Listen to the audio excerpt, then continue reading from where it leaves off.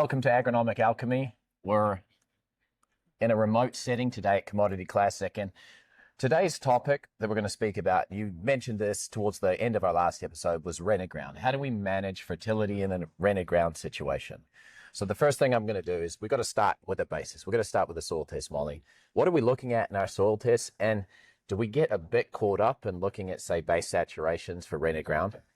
So that's where everyone wants to start. The general consensus is I have to pull a soil sample because that's where my actual guideline lies. That's true, but as far as the soil test goes, that's X amount of years of actual buildup. And then that's further than that, it's another X amount of years before anything in that soil becomes available without help from something else. So for rented ground, I think it's a good idea to see what you would actually need as far as the existing crop for that growing year, but you shouldn't get so caught up in trying to adjust pH because we know that lime's not effective for 3 years. That's right. So we don't want to spend a lot of money on lime because we're not going to get the benefit out of it. The guy that's going to rent it behind you will get the benefit out of it, but not you. It just depends on how long your actual contract is. But for me, you can look at the soil test and use it as a guideline for that growing season, just to supplement that crop's needs. But you don't need to spend so much money on investing in soil amendments and, a lot of dry fertilities and things like that without having something that's going to make it available to you in that growing season. It just doesn't make sense. Yep.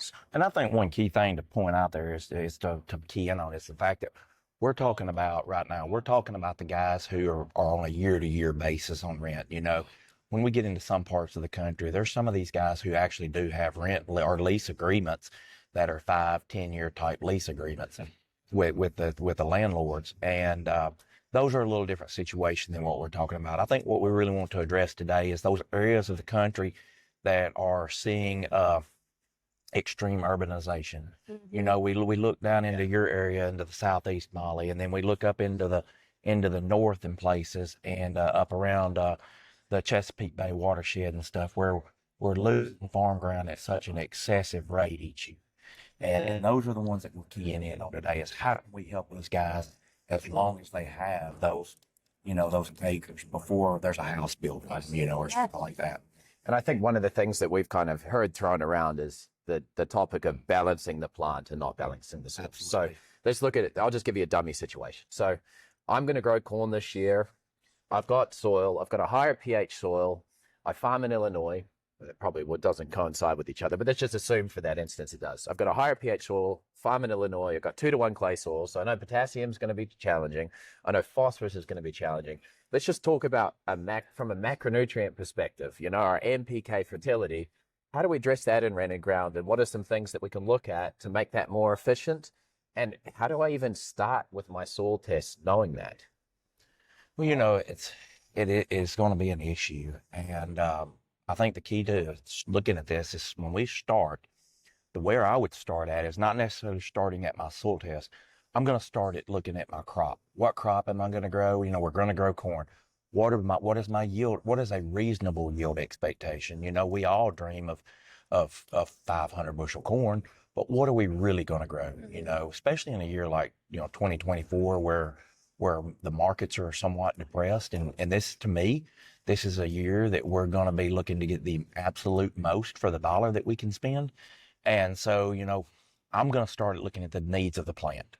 What am I going to have to grow? And I'm going to kind of work backwards back into the soil report, into the soil test. What have I got available? What are my needs? And I'm going to work to amend that difference right there. Okay, so say I've got 200 bushel corn as a yield goal, Molly. Okay. And I know potassium's challenging. Should I just foliar apply potassium for the season? Am I going to get enough? Is it even possible to replace, we're talking about balancing the plant? Can we balance it from the top down? Is that something that even exists? Careful with your answer here. We could get into a debate right here. But, so, there's such a antiquated sort of standard for units of fertility to produce X. So for, let's say, 200 bushel corn, they say 1-to-1 nitrogen ratio, right? So they want you to have 200 units of N. Well, 200 units of N does not factor in losses that occur, right? So then they say, well, just put out 50 more pounds to cover the losses. So now your 200 bushel corn, your nitrogen units have become 250, right? Yeah. So then you back off from that and we go to phosphorus. So at 200 units of N, they're going to recommend 160 units of phosphorus, and then they're going to recommend 180 units of potassium, right? So all these antiquated equations to get bushel X still does not, even in today's science, today's technologies and things, it does not line up, because the variables that affect the soils, just like you said in Illinois, you got high pH, which limits nutrient availability, right? And then you've got the 2-to-1 clay soils that's going to hang on to that potassium. Like, I mean, just, it's crazy. Just will not turn loose. Turn it loose. And so, yeah, I mean, you have it in, like you said, you have a lattice effect of it. Yeah. So, I mean, to make it relevant in conversation, it's a gridlock. Yeah. It's a legitimate gridlock of potassium. You know, you already start off with a severe limitation as far as availability. And so say on rented ground, this guy comes in, he says, I'm only going to grow this corn crop for 2 years, right? So 2 years, they recommend him to have 200, 160, 180 in an NPK ratio. Yeah. He's starting out, his soil is telling him that he's got all the things to make it happen. Everything is there for him to just bust that 200 out of the water. So he's thinking in his brain, all right, I have all my groundwork laid out. I don't really have to put any inputs into it because I already have the basis to get what I need. Yeah. Exactly? Yeah. Well, sure, it's going to show you have potassium, but it's gridlocked. It's not available. Sure, it's going to show that you have high phosphorus, but it's probably in calcium phosphate, and it's not available. Yeah. I'm sure you have some nitrogen units, and that's great, but you're always going to have to add more into it to make it more available. And in a rented ground situation, do you want to mine that soil because the soil's showing you have enough? So what do you spend money on to mine the soil to get what you need to grow that year's crop? Or do we come in, do a marriage of both, a mining of the soil for availability plus inputs? Or do we only put inputs that we know are going to be in a plant available form and feed it for that season? What is going to drive that decision? Well, let's look at that for a second, Ross. So I'm going to ask you a question. Okay, you talk about mining the soil. What's more predictable? Trying to figure out how to get something out of the soil, or what we know on the basis of What we units put to in. yield in the past? And that's the challenge. I said, you say, let's open up the bank. Let's go to the soil. But you don't know where that bank is every year, and you don't know how you can access it. That's Weather patterns influence this. Moisture levels in the soil influence this. If you have a dry year in Illinois, good luck trying to mine any potassium out of the soil. It's not coming. So Locked up. So how do you manage that? Water. Yeah, that's right. You know, so we've got different ways to do that. You know, we can look at different technologies to mine the soil, but there again, like you said, it's so unpredictable. You know, we know that with products that are on the market today, we can reach in and pull nutrients back out. Sometimes, depending on moisture, environment, crop, those numbers of the amount that we can pull out are going to be varying and ranging. You know, I like Molly's idea of where we marry the two together, where we do mine the soil, but yet we do add some sorts of amendments. You know, do those amendments that we're going to add, are they all those plant available types? I know where you were going there. You were ready to get on that foliar kick, and you know, and I'm always one that feeds the plant through the roots, and I'm not going to say either one of us are wrong in that aspect, because I think both are very, and I've used the foliar ride before myself. Sometimes it's what we have to do, but I think that we've got to look, especially on these areas, and you know, and let's just take areas and let's use Huntsville, Alabama. Chad Henderson. We all go down to Chad's, and everybody knows Chad from Extreme Ag, and Chad is in an area, probably one of the fastest growing urban areas I went down there last year, and I was at Chad's, and we were doing some work on his farm, and I go back down there this year for a meeting, and there's an Amazon plant on that field today. So, I mean, Chad didn't even know that was coming. So definitely in that situation where you're living in that world, we've got to do this thing field to field. I mean, or year to year. Okay. You talk about year to year. I mean, we've identified the problem. We understand that urban sprawl, but the real factor here is like in today's market, how do we do it? So we're talking about nutrients. So let's just focus on macronutrients. We've got N. Yeah, N, we know. Okay, we can be efficient with N, we can place N, we can time N, we can link it to crop uptake. Depending on what your CECs are, we can use things like stabilizers to prevent them from being lost. We can It's become a predictability. It's predictable. You know, it's more predictable. And N's not the nutrient here that I'm concerned about on reading ground, because N is something that we are applying for the crop. I mean, you know, we talk about reducing and all that. We're still applying N at what we need for the crop. Yeah. we're not building in. So let's put that away. Let's put that away. Let's put look at the phosphorus. Let's talk about the phosphorus. That's the expensive micronutrient here on the table today. That's the one I feel like is the most difficult to get out of their soil, and I think that's the one that we ought to focus on right here. Okay, well then let's talk about phosphorus. What's the easiest way that we know of right now to be able to link it to plant uptake? I think in the past, and if you look in situations, we might apply fall applied phosphorus. Should we rethink that fall applied application this year? Because fall applied phosphorus is all it's doing is building the bank in the soil. Sure. So that brings up the next question. Let's time it. Where do we time it?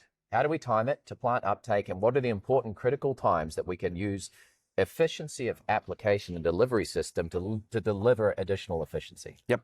So we know right off the bat the needs for phosphorus. And you know, it's a really simple equation. When you base a plant size, you can base nutrient needs off of plant size. Hugo, your 5-year-old kid, he doesn't eat as much as you. I mean, gosh, you eat. He's pretty stout. No, he doesn't eat as much as you. Molly, have you ever seen him eat? I mean, he eats like a pig. But he doesn't need the nutrition that you need to get through the day. So as the plant begins to grow, we know that those needs increase. Okay. But let me stop you right there, though, because this is where you make the actual comparison from a crop to what you just said about James and Hugo. James is an established person. He's grown as much as he's going to grow. So everything that you intake every day is for maintaining your body to get through that day, right? Yeah. You're not, I mean, hopefully you're trying to make it to 100. But I'm just saying, he'll never see it. To make it through each day. So you take in enough nutrients to get through each day. You feed Hugo, your child, in a way that builds him up to by mass. His bones, to better his organ function, to develop his eyes, carrots for your eyes. You help him in a sense that you're building Hugo up for the long run to get to your great point. You are rented ground. Hugo is owned ground. Okay, well, that's a good analogy. So then we'll start with Hugo. So yes, she shut us down, didn't she? And that was a good response. So here it is. Yeah, so I'll throw out the recommendation. Starter fertilizer, yeah? Started or banded fertility up front. Mm-hmm. We can overcome efficiencies in soil. So what is the idea with the banded fertilizer, starter fertilizer? We know that soil is going to capture most of the phosphorus we apply. 70% of it's going to become unavailable. That's right. If we concentrate it in an area close to germination, close to the plant, we can ensure that, imagine you're running down a hallway and everybody's got Velcro pads and they're trying to, push you, and there's 7 guys running through there. The guy that's in the middle of that hallway that doesn't take the charges on the outside, he's got a chance to make it to the end goal. So starter fertilizer, get it in early. Plant mass is small. We can get the phosphorus needs to get that plant up and running. We're building that for you. We're building that for you. Eighth of an inch in its actual growing seed life cycle. So I got this question yesterday. So if you had a choice, if I have in furrow and I have 2x2, where do you want me to put it? I said, well, on your 2x2, what else are you're putting in there? Do you have do you have a carrier with it that might help flow, percolate through the soil? Or do you think it's going to stay on the wall, X, Y, here? Here's my seed. Yeah. So if we move an eighth of an inch and we're on our seed wall of our actual trench, right? Here's our seed. Here's where we're spraying our 2x2 as it comes down through the field. When the plant is tiny and it's putting out its first taproot, we'll say corn, for example, it's putting out its first taproot. If you ask me where you want phosphorus, because the general idea around phosphorus is we need it for root development, early germination. I want it in the trench all the way around it because I don't want my little seedling expending any energy to try to reach out. Right. I agree with that. That's exactly right. I want it in furrow and 2x2 because it'll be a full scenario situation. So starter fertilizers. What if you don't have 2x2? If you don't have 2x2 and you don't have an in furrow, there's your next problem that we get asked about regularly. My area, down there in the southeast, 2x2 and in-furrow has not even become a common. It's not a common application practice. They don't. And we can say that part for another episode. Let's just stick on liquids right now. Yeah. So let's talk about, we got it in furrow, we've got enough P to get us up and going. Yeah. I mean, 2.5 gallons of a starter fertilizer. And now let's look at starter fertilizer sources. As long as there's phosphorus in it, it doesn't matter if it's ortho or polyphosphate. We have the discussion all the time about polys and ortho. Poly ends up converting to ortho in the soil. This year, it's important to go out and find something that's economical, cost per unit of P. Put that P in the soil, get enough P. 2.5 to 5 gallons in furrow. Is that a general consensus that that's enough P to get a corn plant up and go? I'm good with that. Okay, let's move to the next application. If you've got a 2x2 application, you can use, at that stage, you can use something with a higher salt content at a lower cost. Use 1137.0, 1034.0, and put it there. Put it there to give it that next shoot to get it out going. The last thing I want to talk about is, do you think you can take, let's just, in an ideal situation, and this is the way I think I would do it, and this is just my mindset, in furrow, 2x2, when we come back in that side dress, that Y drop application, what about putting a little P in there? You've got to establish root system. I think it's a great idea. There are several places that we do that. And in Texas, that's one of the things that we really key in on and do is we do add those phosphates during the Y drop application because of the amount of calcium that these guys have in their soils down there.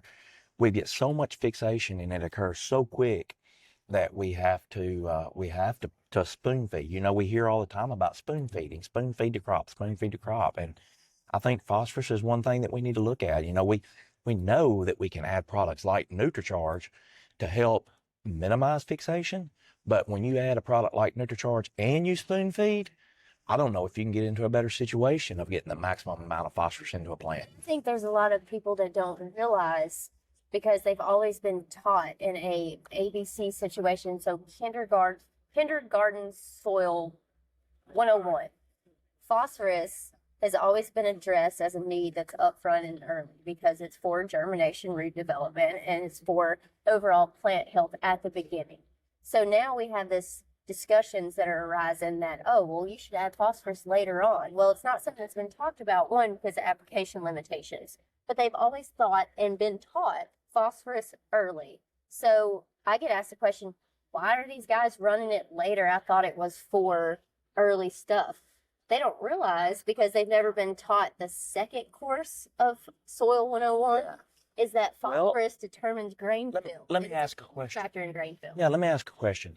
Do you think part of that misconception or misideal or whatever you want to call it, do you think that's because of application techniques that we have been raised with? I don't think so. That there's not been. I think it's phosphorus sources. I think it has traditionally been map and the thought process and the process to put that out is all upfront. It's not just that. It's the mindset in the past that phosphorus typically has been a bank account. We've looked at building a bank account to access phosphorus. We don't talk about timing phosphorus for plant demand and uptake. You mentioned before, when that plant starts to get past B6 and onwards, that's when its mass removal of phosphate is. That's where it's going to pull more than 50 to 70% of the total demands of phosphorus for the year is out. We're talking about early. So we put it in seed, got enough to get it going. 2x2, got enough to keep it going. That late season is where it's going to pull it all up. That's where that additional application to maybe overcome some of the soil limitations, you might see a good benefit from that. And think about it. Here's your chance, back to our general topic, which is rented ground. Here's your chance to push the rented ground past the limitation point because now that application of phosphorus is going to be in a liquid form. You're not going to go broadcast dry. And so you guys have heard me say it 1,000 times. Dry feeds the soil, liquid feeds the plant. And different scenarios, but that's a general consensus. And I think we all agree with that here. Here's your opportunity on rented ground to apply liquid phosphorus at that maybe V10 stage. Sure. And finally get past your yield wall and make the most out of your rented ground. That's situations that you are going to have to start taking your rented acres, looking at opportunities that you can come in and supplement it throughout the season without putting all the money into the bank account that you don't have access to. I agree with you on that. Totally agree with you on that. And I think that's a good segue to kind of end up the episode. But we talk about this. So we've talked about looking at liquids. So we can replace dry fertility on rented ground with liquids when we time it right. We can do it at a lower rate. You can manage your costs. Obviously, look at your phosphorus source and your inputs. Look at things to make the fertilizer you're applying more efficient.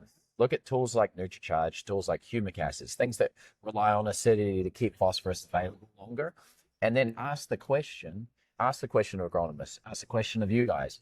What can I do to marry it up? There could be a situation where you're used to putting 100 pounds of dry on at the end of the year, and you could replace the crop response with 2.5 gallons inflow, 5 gallons in the 2x2, and another 5 gallons as a Y drop application. At $4.50 a gallon for 1034O now, that's a significantly lower investment than it is to go put 100 to 150 pounds of dry fertility out in the full. I agree with you. We're not saying that you need to abandon dry fertility, but Agronomist, I will never in my life tell you to go all liquid, all dry. It is a true marriage between the two, but you've got to, regardless of the source of fertility that you have, because guys are price shopping.